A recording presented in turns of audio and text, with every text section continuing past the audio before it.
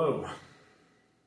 I've had a copy of the Constitution now for about 2 weeks, maybe 2 weeks and a couple of days, but still, I haven't really gotten around to reading it just yet.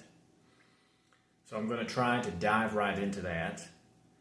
This is my second take, I'll tell you that, and I don't believe you really needed to know that, but I just wanted to go ahead and say it because there is a video that I'm going to post that has both takes in it.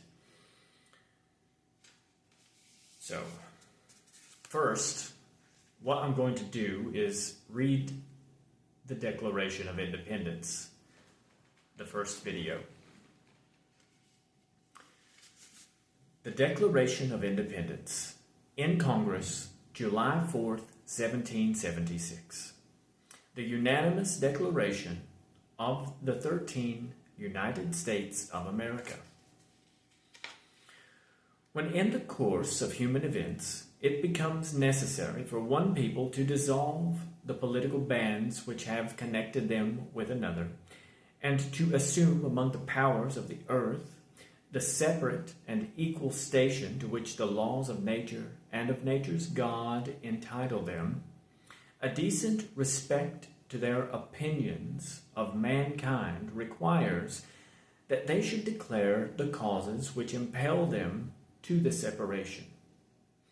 We hold these truths to be self-evident, that all men are created equal, that they are endowed by their Creator with certain unalienable rights, that among these are life, liberty, and the pursuit of happiness, that to secure these rights, governments are instituted among men, deriving their just powers from the consent of the governed, that whenever any form of government becomes destructive of these ends, it is the right of the people to alter or to abolish it, and to institute new government, laying its foundation on such principles, and organizing its powers in such form as to them shall seem most likely to affect their safety and happiness.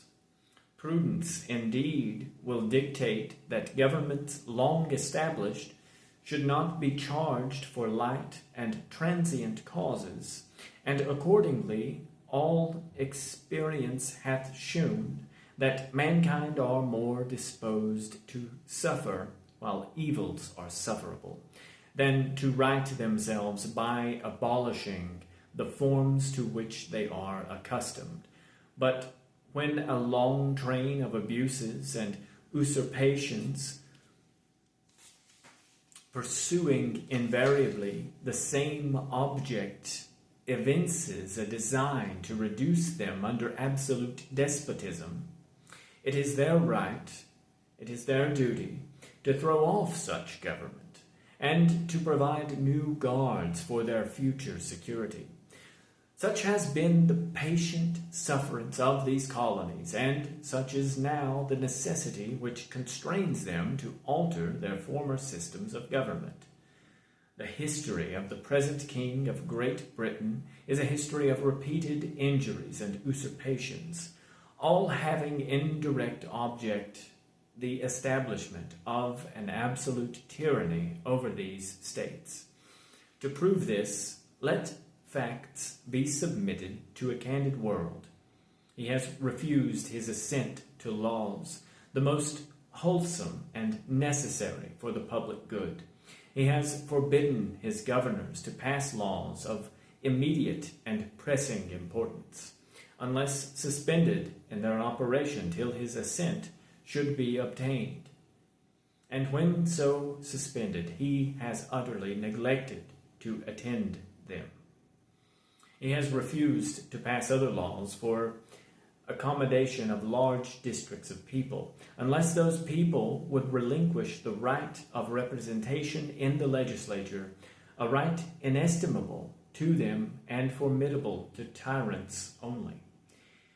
He has called together legislative bodies at places unusual, uncomfortable, and distant from the depository of their public records, for the sole purpose of fatiguing them into compliance with his measures. He has dissolved representative houses repeatedly for opposing with manly firmness his invasions on the rights of the people. He has refused for a long time, after such dissolutions, to cause others to be elected, whereby the legislative powers, incapable of annihilation, have returned to the people at large for their exercise, the state remaining in the meantime exposed to all the dangers of invasion from without and convulsions within. He has endeavored to prevent the population of these states, for that purpose obstructing the laws for naturalization of foreigners, refusing to pass others to encourage their migrations hither, and raising the conditions of new appropriations of lands. He has obstructed the administration of justice by refusing his assent to laws for establishing judiciary powers. He has made judges dependent on his will alone for the tenure of their offices and the amount and payment of their salaries. He has erected a multitude of new offices and sent hither swarms of officers to harass our people and eat out their substance. He has kept among us in times of peace standing armies without the consent of our legislatures. He has affected to render the military independent of and superior to the civil power. He has combined with others to subject us to a jurisdiction foreign to our Constitution and unacknowledged by our laws, giving his assent to their acts of pretended legislation, for quartering their large bodies of armed troops among us, for protecting them by a mock trial, from punishment for any murders which they should commit on the inhabitants of these states, for cutting off our trade with all parts of the world, for imposing taxes on us without our consent, for depriving us in many cases of the benefits of trial by jury, for transporting us beyond seas to be tried for pretended offenses, for abolishing the free system of English laws in a neighboring province, establishing therein an arbitrary government, and enlarging its boundaries so as to render it at once an example and fit instrument for introducing the same absolute rule into these colonies, for taking away our charters, abolishing our most valuable laws, and altering fundamentally the forms of our governments, for suspending our own legislatures and declaring themselves invested with power to legislate for us in all cases whatsoever. He has abdicated government here by declaring us out of his protection and waging war against us. He has plundered our seas, ravaged our coasts, burnt our towns, and destroyed the lives of our people. He is at this time transporting large armies of foreign mercenaries to complete the works of death, desolation, and tyranny, already begun with circumstances of cruelty and perfidy scarcely paralleled in the most barbarous ages and totally unworthy the head of a civilized nation. He has constrained our fellow citizens, taken captive on the high seas to bear arms against their country, to become the executioners of their friends and brethren, or to fall themselves by their hands.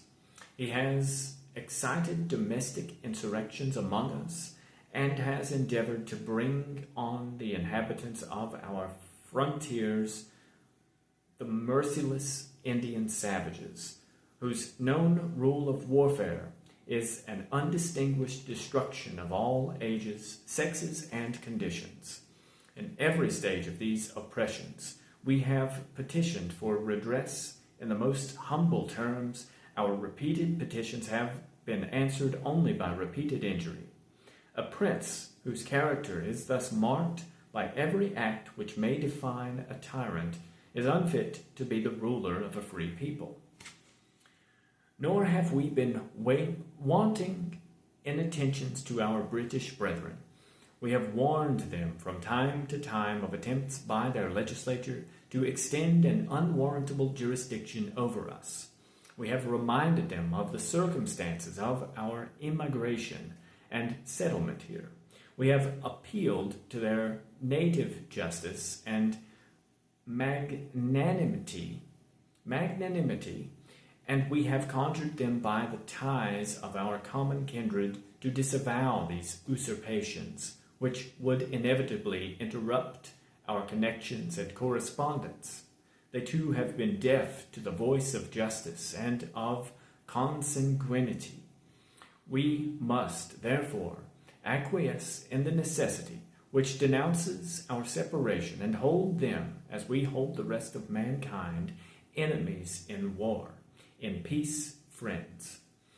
We, therefore, the representatives of the United States of America in General Congress assembled, appealing to the Supreme Judge of the world for the rectitude of our intentions, do in the name and by authority of the good people of these colonies solemnly publish and declare that these united colonies are, and of right ought to be free and independent states, that they are absolved from all allegiance to the British Crown, and that all political connection between them and the state of Great Britain is and ought to be totally dissolved, and that as free and independent states they have full power to levy war, conclude peace, contract alliances, establish commerce, and to do all other acts and things which independent states may of right do.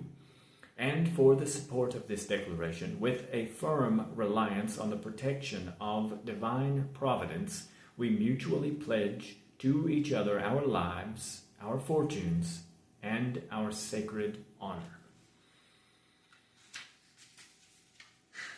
Wow. That wasn't very good either. It did not